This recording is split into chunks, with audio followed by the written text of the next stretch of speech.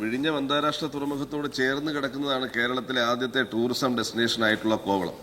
കോവളത്തിന്റെ പ്രാധാന്യം അങ്ങ് തന്നെ പലതവണ ഇവിടെ പറഞ്ഞിട്ടുള്ളതുമാണ്. കേരളത്തെ അറിയാത്തവർ പോലും കോവളത്തെ അറിയുന്നു എന്നുള്ള സ്റ്റേറ്റ്മെന്റ് വരെ അങ്ങ് നടത്തിയിട്ടുള്ളതാണ്.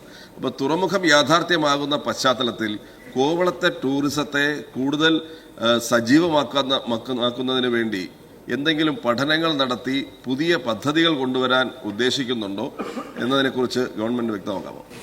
മിനിസ്റ്റർ സർ, കേരളത്തെ അറിയാത്തവർ മാത്രമല്ല കോവളത്തെ അറിയുന്നു ഞാൻ പറഞ്ഞു. സർ, ഇന്ത്യ എന്ന് പറയുന്ന രാജ്യത്തേക്ക് പോലും വരുന്നത് കോവളത്ത് വരാൻ വേണ്ടിയാണ് എന്നുള്ള നിലയിൽ വിദേശ സഞ്ചാരികൾ ഉണ്ട് എന്നുള്ളതാണ് ഒരു വസ്തുത.